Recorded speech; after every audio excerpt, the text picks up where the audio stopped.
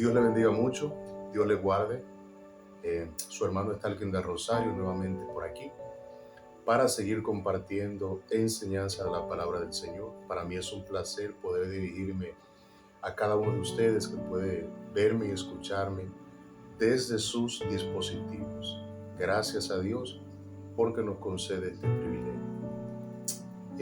En esta ocasión vamos a darle continuidad a nuestra serie de videos sobre las parábolas de Jesús.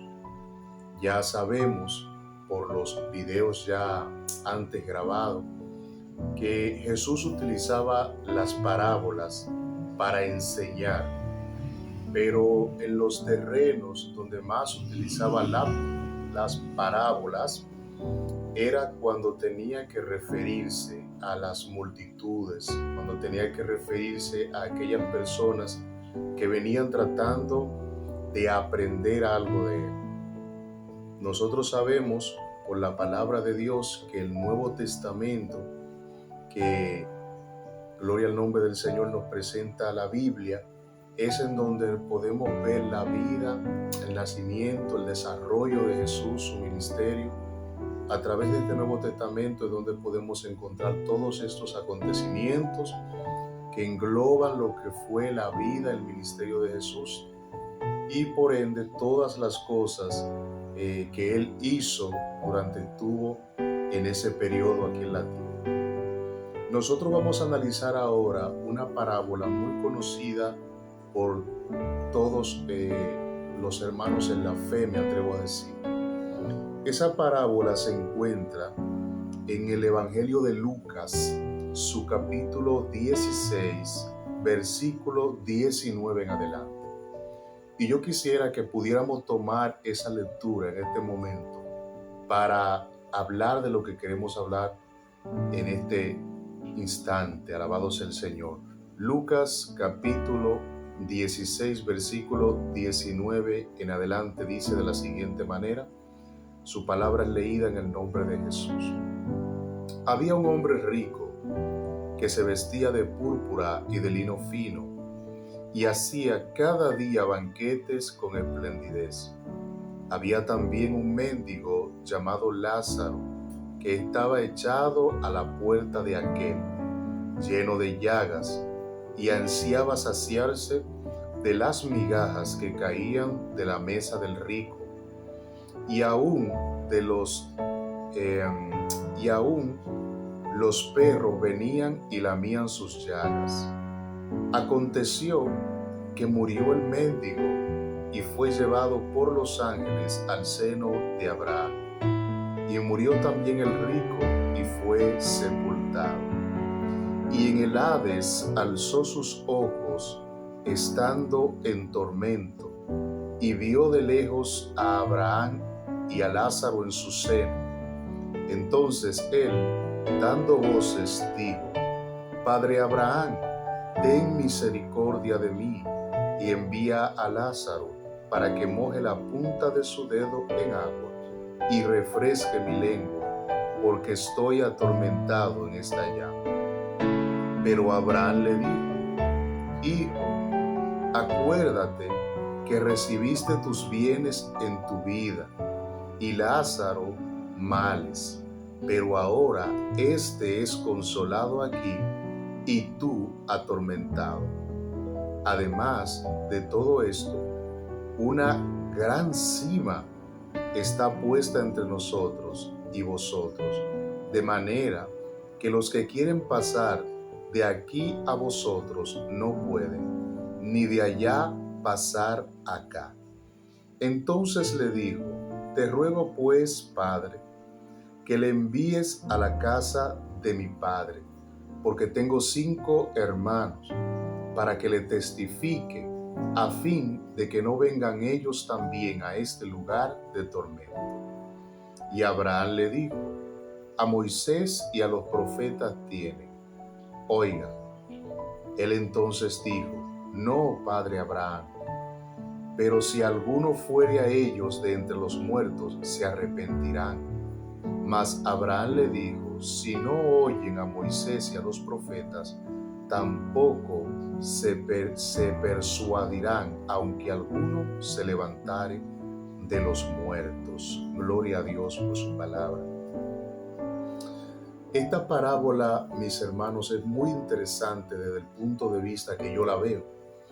Primero queremos mencionar que los acontecimientos que anteceden a esta parábola vienen desde que Jesús es cuestionado en muchas ocasiones por los escribas y los fariseos, porque Jesús llegó a hacer cosas que según la ley no eran permitidas hacer en el día de reposo. Según la ley, el mandamiento dado a Moisés de parte de Dios, el día de reposo era un día de consagración donde no se podía hacer ningún tipo de obra.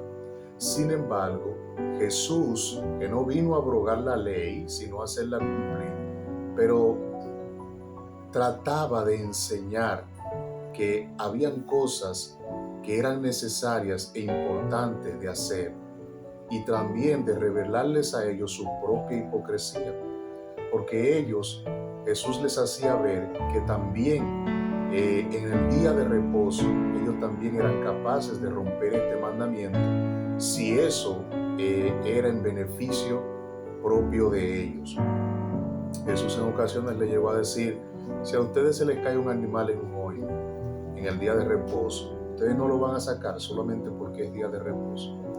Jesús confrontaba a los que venían a confrontarlo a él. El hecho es que Jesús en el día de reposo varias veces, gloria al nombre del Señor, hizo milagros y sanidades, por lo que a esta gente no le agradó esto y muchas veces comenzaban entonces a tratar de atacarlo con esto, a confrontarlo con estas cosas. También vemos que antes de esta parábola suceden hechos, acontecimientos en donde estas mismas personas que interrogaban a Jesús, que trataban de cuestionar a Jesús porque hacía milagros en el día de reposo, también lo hacían porque Jesús, esto pasa en el capítulo 15 del libro de Lucas, porque Jesús se juntaba con los pecadores y comía con ellos, y estos religiosos, estas personas que trataban de hacer que la ley se cumpliera, mas ellos no la cumplían como se debía hacer, gloria al Señor, estos cuestionaron a Jesús y le preguntan en el capítulo 15 de Lucas, ¿por qué este hombre se junta con los pecadores y come con los pecadores? Y Jesús entonces comienza a enseñar una serie de enseñanzas, válida la redundancia, a través de parábolas. Las parábolas, mis hermanos, es bueno que recordemos que son aquel método que utiliza Jesús para dar una enseñanza ilustrada, tomando como ejemplo algunas historias. Bendito sea el Señor. Jesús tomaba historias breves y a través de esas historias trataba de enseñar un asunto X. Las historias podían ser ficticias como también podrían ser reales. No podemos alegar que no fueran reales, aunque la parábola como tal en su definición habla de que se usan historias ficticias, pero más adelante yo les voy a explicar por qué le doy el beneficio de la duda a que también las historias que pudiera utilizar Jesús también pudieran tener cierto grado de realidad y que no fueran del todo ficticias. El hecho es que la parábola que utiliza Jesús en esta ocasión, cuando es cuestionado por los escribas y los fariseos sobre el por qué se junta con los pecadores, la parábola de la oveja perdida, para darles a entender a ellos que Jesús vino a buscar y a salvar lo que se había perdido, y que los enfermos son los que tenían necesidad de ser sanos. Por lo tanto, Jesús no podía obviar a esas personas aunque fueran pecadores, porque precisamente Él vino a salvar al pecador de su pecado. Pero esta gente no entendía eso.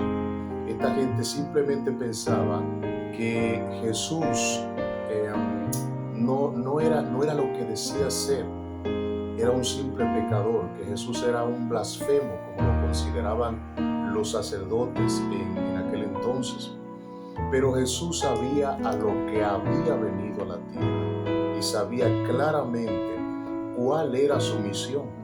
Por eso Jesús siempre permaneció haciendo aquello que Dios le mandó a hacer, sin importar las cuestionantes que venían sobre él. Al contrario, a través del conocimiento y la sabiduría de Dios en él, Jesús siempre contrarrestaba todas las cuestionantes que venían sobre él y utilizaba, vuelvo y repito, las parábolas como un recurso para poder ilustrar lo que quería manifestarle a los demás.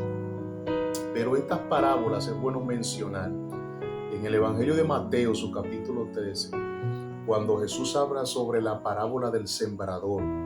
Jesús habla sobre esta parábola a las multitudes que vienen a escuchar. Sin embargo, aparte, le da la interpretación a sus discípulos.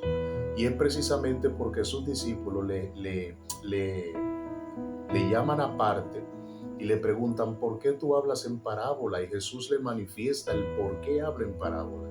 Y le da a entender a los discípulos: miren, yo hablo por parábolas para que no logren comprender totalmente qué es lo que yo quiero decir. Pero a ustedes, refiriéndose a los discípulos, sí les explico con más claridad de lo que estoy hablando. Alabado sea el Señor. Esto era para que se cumpliera las escrituras de que teniendo ojos no ven, viendo no ven y oyendo no oyen.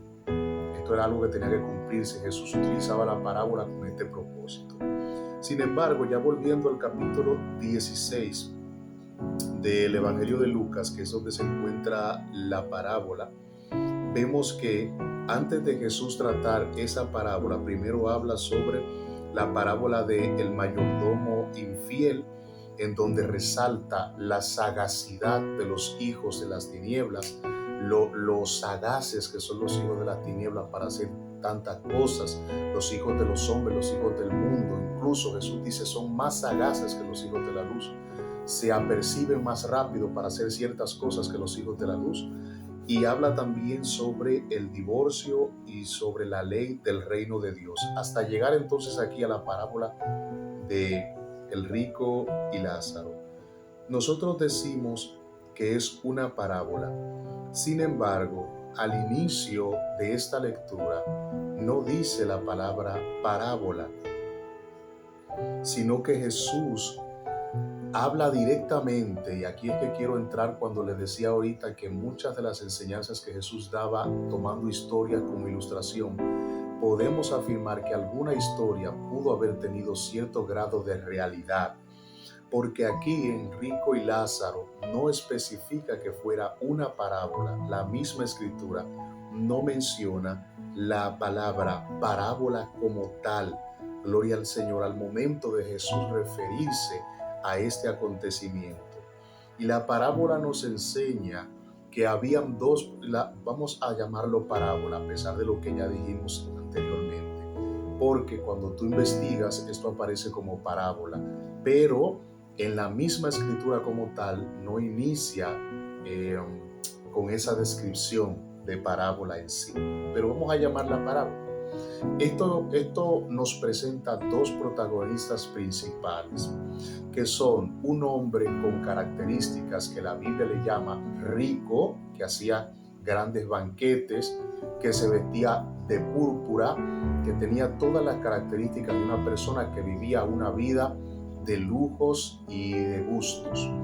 Y hay otro protagonista que es Lázaro, que era todo lo contrario a lo que la Biblia describe de el rico. Lázaro era una persona muy pobre y enferma. Gloria al nombre del Señor. Sin embargo, establece la palabra del Señor que estas dos personas mueren, y vemos a un rico con características inmisericordia. Tenía misericordia porque la Biblia nos enseña, Jesús hablando, que Lázaro se paraba a la mesa, se paraba delante de este hombre, esperando que este hombre tuviera un poquito de misericordia, le diera algo de comida, que seguro le sobraba.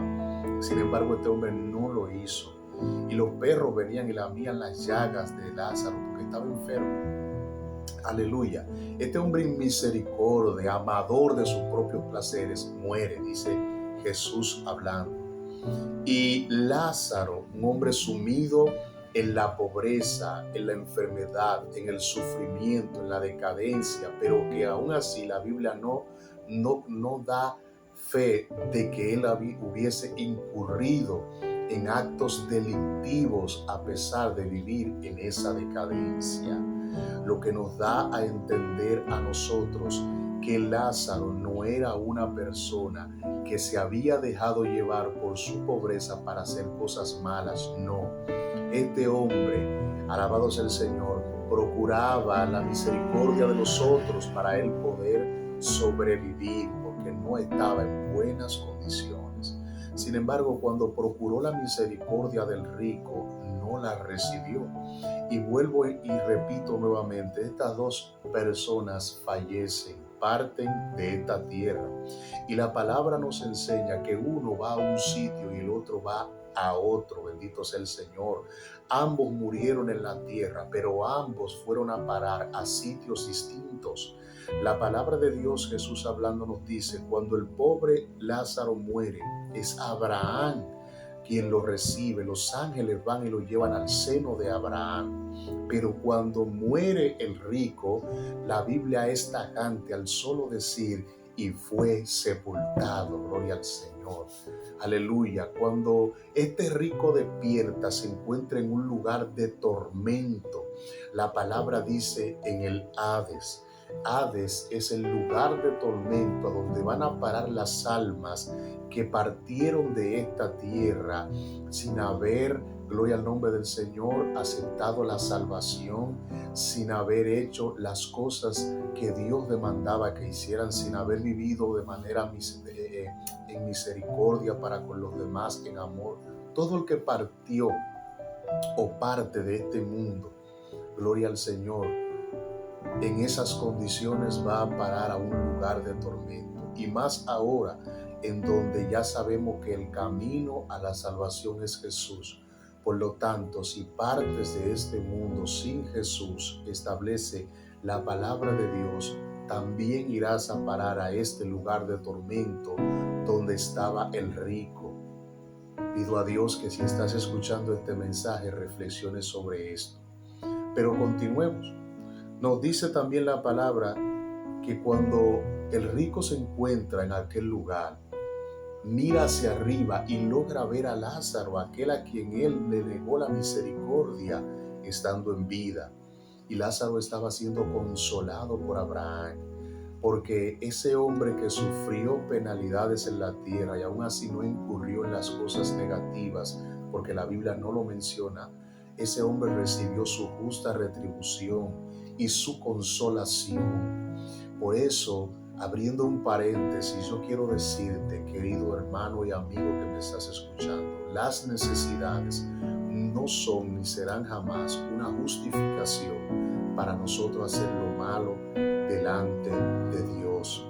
Y las riquezas tampoco serán una justificación para creernos que somos lo más grande de este mundo solo porque tenemos abundancia económica. Hay un fin para todo el que parte de esta tierra, y ese fin va a depender de lo que tú hiciste estando aquí, de las cosas, gloria al Señor, que hiciste por otros, de cómo viviste para Dios, para Jesús, haciendo la voluntad del Padre.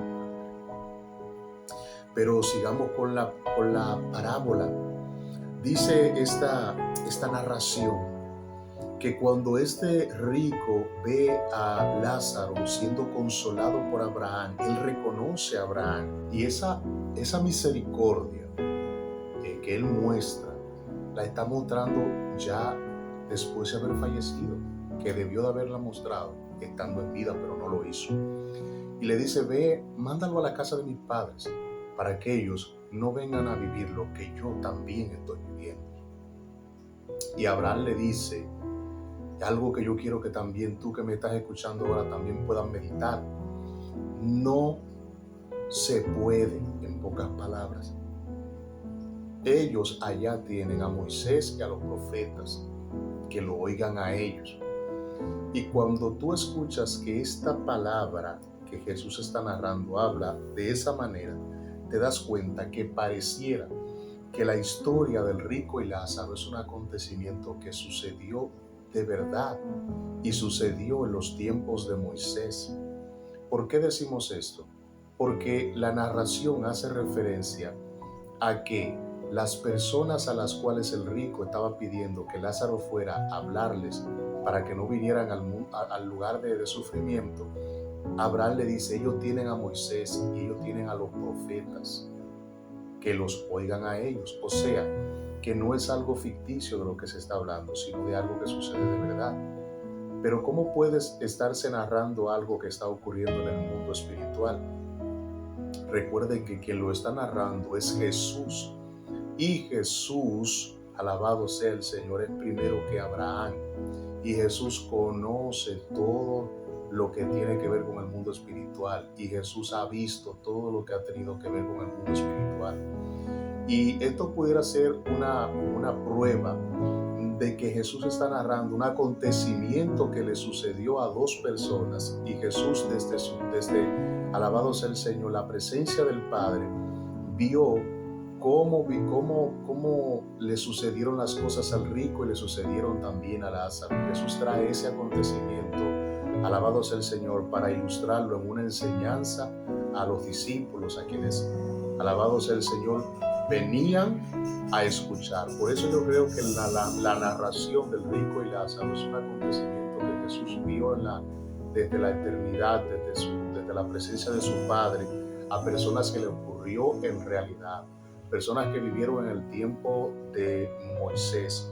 Yo le estoy explicando eso, pero usted tiene todo el derecho, que me esté escuchando ahí, a diferir de lo que yo creo. Sin embargo, esto es lo que yo entiendo que la narración nos muestra, nos presenta. El hecho es que esto no llega a suceder.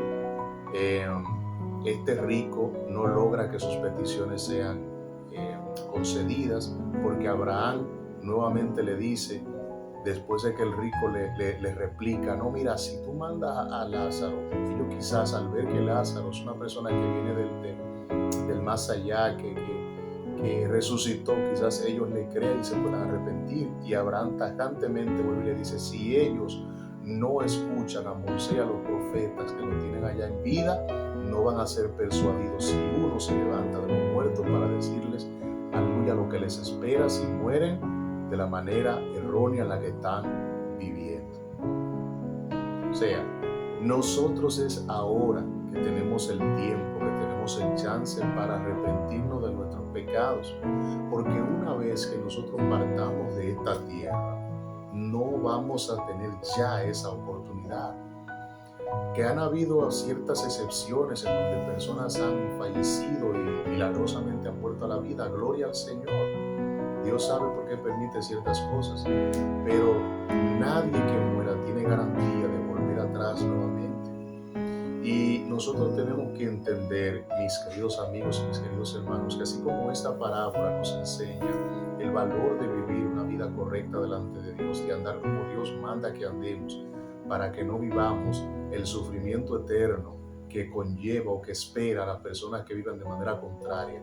Nosotros tenemos que aprender que este es el momento, ahora en vida, es que tenemos que ser misericordiosos con los demás, tenemos que ser amorosos con los demás, tenemos que procurar hacer el bien, aunque, alabado sea el Señor, se levanten contra las cosas buenas que se están haciendo, porque siempre van a haber personas que van a querer brillar más que tú y querrán levantarse para derrumbar la obra que Dios ha puesto en tus manos, para que las de ellos brille más que las tuyas. Sin embargo, es preciso que nos mantengamos haciendo la obra del Señor, haciendo cosas buenas que glorifiquen a Dios aquí en la tierra, porque una vez que partamos de este mundo, no existe ninguna garantía tratando de hacer cosas del agrado de Dios.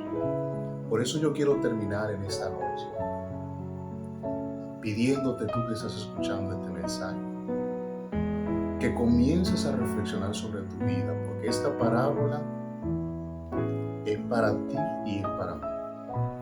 La vida tiene propósitos, Trata de cumplir tu propósito. Habla con el Señor para que el Señor te guíe. Pero no vivas esta vida siendo inmisericordia, falta de amor, empatía con los otros. No vivas esta vida alejado de las cosas que le agradan a Dios. Mejor acércate más a Dios para que el día que partas de esta tierra también seas consolado como lo fue aquel pobre. Que tu necesidad no te lleve a hacer lo malo y que tus riquezas tampoco te lleven a olvidarte de los demás. Esta ha sido la palabra para ti en esta preciosa hora. Pido a Dios que de verdad tú la reflexiones y el Señor te ayude a ser una mejor persona en el nombre de Jesús. Dios te bendiga mucho. Dios te guarde. Será hasta una próxima entrega.